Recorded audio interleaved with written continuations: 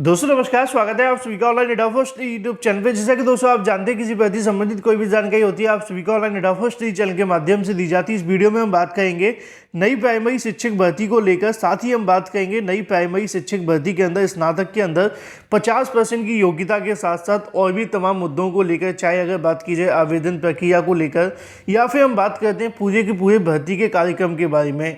साथ ही बात करने वाले हैं टीजीटी पीजीटी भर्ती को लेकर ऑफिशियल कार्यक्रम के बारे में, जिसके अंदर भी आप सभी को बहुत सारी जानकारी देखने के लिए मिलेगी। और इसी के साथ हम बात करेंगे उत्तर प्रदेश के अंदर 5.5 लाख नई नौकरियों को लेकर। तो वीडियो को लाइक कर दें, साथ ही शेयर कर दें और चैनल को सब्सक्राइब करना बिल्कुल ना भूलें, जिससे कि जानकारी आप सभी को ऑनलाइन डेटा फर्स्ट चैनल के माध्यम से रियल ऑथेंटिक सबसे पहले मिलती रहे। तो चलिए दोस्तों वीडियो शुरू करते हैं। शुरुआत करेंगे सबसे छोटी सी अपडेट के बारे में, क्योंकि बहुत सारे अभ्यर्थी उसको लेकर बार बार कमेंट कर रहे थे।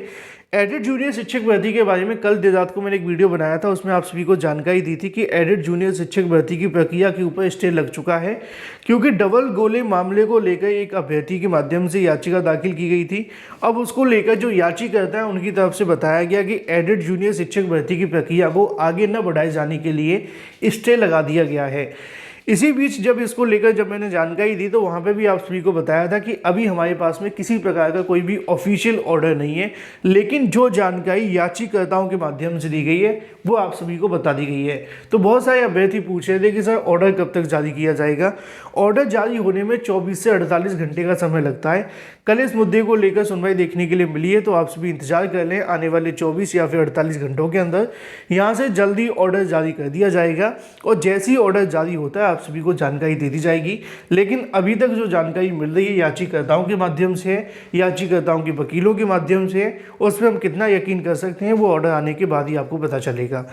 बात करते हैं अपनी अगली अपडेट के बारे में, जो कि संबंधित है उत्तर प्रदेश के अंदर 5.5 लाख नई नौकरियों के बारे में, जिसको लेकर जानकारी उत्तर प्रदेश के मुख्यमंत्री के माध्यम से दी गई है। यहाँ पे दोस्तों आप सभी को देखने के लिए मिलेगा, अगर बात की जाए सीएम योगी के माध्यम से 1.25 लाख करोड़ की यहाँ पे जो कहने की MOU फाइनल किया गया है, जिसके बारे में जानकारी उनके माध्यम से दी गई है कि 5.5 लाख से ज़्यादा लोगों को यहाँ से जो रोजगार है वो देखने के लिए मिलेगा, जिसके बारे में कल की तारीख में सीएम योगी के माध्यम से जानकारी देते हुए इस मुद्दे पर बताया गया।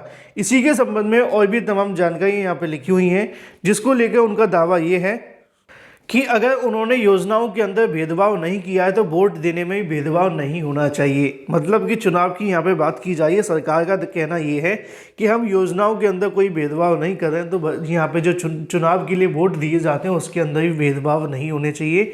लेकिन सरकार को ऐसा भी सोचना चाहिए कि सरकारी नौकरियों को लेकर सरकार पिछले 5 सालों से 5 सालों की भर्तियों के बारे में ही जानकारी दे रही है, उसके अलावा नई भर्तियों को लेकर कहीं ना कहीं भेदभाव भी कर रही है। बाकी आपकी राय क्या है कमेंट करके बताएं। चलिए बात कर लेते हैं नई प्राइमरी शिक्षक भर्ती को लेकर, नई प्राइमरी शिक्षक भर्ती के विज्ञापन के बारे में, साथ ही उसके कार्यक्रम के संबंध में।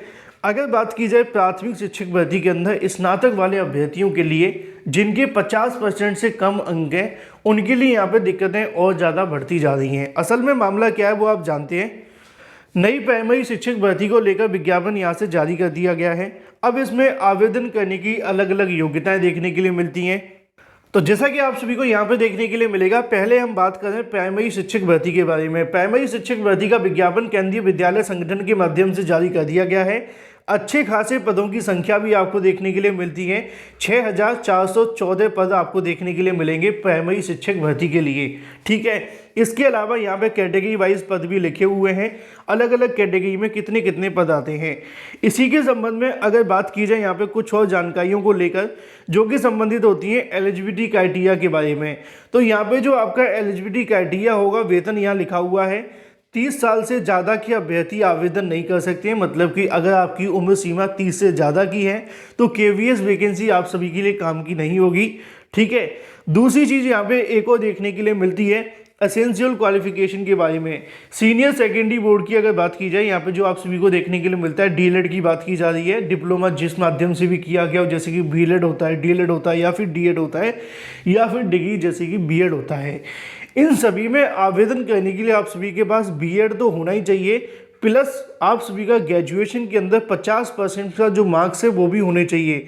तो मतलब ये है कि 50% से मार्क्स कम वाले अभ्यर्थियों को आवेदन करने का मौका नहीं मिलेगा और इसमें किसी प्रकार की कोई भी यहाँ से जो छूट है वो नहीं दी जाएगी, जिसको लेकर स्पष्टीकरण दे दिया गया है। अगर बात की जाए यहाँ पे सीटेट वाले अभ्यर्थियों के बारे में, तो यहाँ पे उनकी तरफ से जानकारी दी गई है कि क्वालिफाइड कैंडिडेट ही सीटेट जो टीचर एलिजिबिलिटी टेस्ट के अंदर सीटेट पास हो चुके हैं वही यहाँ पे कहीं ना कहीं केवीएस की वैकेंसी में आवेदन कर सकेंगे। इन शॉर्ट मतलब ये है कि अपीयरिंग वाले को लेकर भी नोटिफिकेशन के अंदर जानकारी नहीं दी है, लेकिन 2-4 दिन पहले न्यूज़पेपर में एक जानकारी निकली थी जहाँ पे बिना सीटेट के भी आप आवेदन कर सकते थे, मैंने आपको दिखाया भी था। लेकिन अभी ऑफिशियल नोटिफिकेशन के अंदर इसमें कोई भी जानकारी नहीं दी है, उन्होंने सिर्फ ये बताया कि सीटेट क्वालिफाइड अभ्यर्थी ही आवेदन कर सकते हैं। इसके अलावा अगर बात की जाए 50% को लेकर, तो वो पूरे तरीके से लागू कर दिया गया है प्राथमिक शिक्षक भर्ती के अंदर। बाकी नीचे एक और जानकारी लिखी हुई है कि जो बीएड वाले अभ्यर्थी होंगे वो आवेदन तो कर सकेंगे, चयन प्रक्रिया में बैठ सकेंगे, लेकिन उनका जो भी यहाँ से फैसला होगा वो अंतिम जो भी फैसला सुप्रीम कोर्ट का होगा उसके आधार पर देखने के लिए मिलेगा। मतलब सुप्रीम कोर्ट में होने वाली सुनवाई के अधीन उनको यहाँ पर शामिल किया गया है। कितनी छूट दी जाएगी इसके बारे में जानकारी दी गई है। इसके अलावा कहाँ पे आप सभी की परीक्षाएं देखने के लिए मिलेंगी, एग्जाम सेंटर भी आप सभी के यहाँ से देखने के लिए मिल जाते हैं, जो कि अलग अलग स्टेट अलग अलग राज्यों के बताए गए हैं। आवेदन कैसे करना है, आप सभी को ऑफिशियल वेबसाइट पर जाना पड़ेगा। आवेदन करने के लिए 1500 रुपये की आपको जो जेब है वो ढीली करनी पड़ेगी। इसके अलावा अगर बात की जाए आवेदन कार्यक्रम के बारे में, तो 5 से लेकर 26 तारीख तक आप सभी को आवेदन करने का यहाँ से मौका मिलेगा। ये पूरा का पूरा नोटिफिकेशन हो जाता है प्राइमरी को लेकर। अब अगर बात कर ली जाए नई टीजीटी पीजीटी के बारे में, तो टीजीटी पीजीटी को लेकर भी ऑफिशियल कार्यक्रम यहाँ से घोषित कर दिया गया है, जिसके बारे में जानकारी आप सभी को यहाँ से देखने के लिए मिल जाएगी। अगर बात की जाए टीजीटी पीजीटी को लेकर, तो अलग अलग यहाँ से जो पोस्ट हैं वो देखने के लिए मिलती हैं। यहाँ पे पीजीटी के बारे में आप सभी के पास लिखा हुआ है, तो इसके अंदर भी 2 चीज़ें लागू कर दी गई हैं।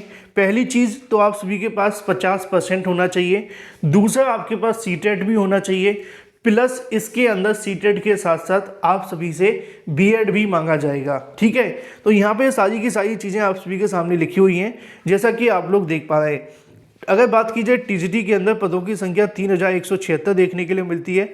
कल इसके बारे में रात वाले वीडियो के अंदर मैंने आपको थोड़ी बहुत जानकारी दी हुई थी। जैसे कि अगर हम बात करें पीजीटी की योग्यता के बारे में, तो यहाँ पे आप सभी को देखने के लिए मिल जाएगा पीजीटी के अंदर ये सारे के सारे सब्जेक्ट होते हैं पीजीटी के। अगर आप किसी भी सब्जेक्ट में आवेदन करेंगे तो आपके पास में उम्र सीमा होनी चाहिए 40। ठीक है, इसके अलावा अगर बात की जाए क्वालिफिकेशन के बारे में, तो लिखा हुआ है कि आपके पास में 2 साल की पोस्ट ग्रेजुएशन मतलब एमएससी कोर्स अगर आपने कर रखा है या एमए कर रखा है तो आप इसके लिए आवेदन कर सकते हैं। लेकिन 50% मार्क्स के साथ ही आप इसके लिए आवेदन करेंगे। अगर आपके 50 से कम है तो आप आवेदन नहीं कर सकेंगे। फिर सब्जेक्ट की बात आ जाती है कि किस सब्जेक्ट से आप सभी को आवेदन करना है। इसके साथ ही आप सभी से यहाँ से बीएड भी मांगा जाएगा, जो कि यहाँ पर लिखा हुआ है। ठीक है, तो पीजीटी के अंदर 50% मार्क्स प्लस बीएड आप सभी को देखने के लिए मिलेगा, जो कि नेसेसरी है। सेम अगर बात कर ली जाए यहाँ पे अलग अलग टीजीटी के बारे में, क्योंकि एक एक सब्जेक्ट के बारे में अगर आप जानना चाहते हैं तो नोटिफिकेशन को खुद से पढ़ लें, क्योंकि वीडियो बहुत बड़ा हो जाएगा। अब बात कर लेते हैं टीजीटी को लेकर, तो टीजीटी के अंदर क्या बदलाव है। टीजीटी के अंदर बदलाव ये है कि यहाँ पे आप सभी से बीएड तो मांगा ही जाता था, लेकिन अब यहाँ से आप सभी के लिए सीटेट भी देखने के लिए मिलेगा। और सीटेट कौन सा होगा, 6 to 8 वाला। अगर आपके पास सीटेट है और साल अगर आपकी 35 साल से कम की उम्र है तो आप टीजीटी केवीएस के लिए भी यहाँ से जो आवेदन है वो कर सकते हैं। डिटेल जानकारी के लिए पूरा नोटिफिकेशन पढ़ सकते हैं। प्लस आप सभी के 50% मार्क्स भी होने चाहिए, जैसा कि यहाँ पर लिखा हुआ है। तो 2 चीज़ें यहाँ से बिल्कुल क्लियर हो गई है कि चाहे वो प्राइमरी भर्ती हो या फिर टीजीटी भर्ती हो या फिर कोई भी भर्ती, उसके अंदर 50% तो आप सभी से मांगा जाएगा। एज लिमिट भी आपको देखने के लिए मिलेगी, प्लस आप सभी से सीटेट भी मांगा जाएगा। तो आने वाले समय के लिए केवीएस वैकेंसी में कहीं ना कहीं मुश्किलें बढ़ जाती हैं उन सभी छात्रों के जिनके 50% से कम है या फिर सीटेट नहीं है या फिर उनकी उम्र 35 या 40 से ज़्यादा हो गई है, तो वो इन भर्तियों के अंदर नहीं बैठ सकते हैं। बाकी अगर आप सब्जेक्ट वाइज यहाँ से जानना चाहते हैं तो डिटेल नोटिफिकेशन को पढ़ सकते हैं। यहाँ पे आप सभी के एग्जाम सेंटर आ जाते हैं। बाकी का सेम टू सेम वही कार्यक्रम है जो मैंने आपको प्राथमिक के लिए दिखाया है। वीडियो को लाइक कर दें, साथ ही शेयर कर दें और चैनल को सब्सक्राइब करना बिल्कुल ना भूलें।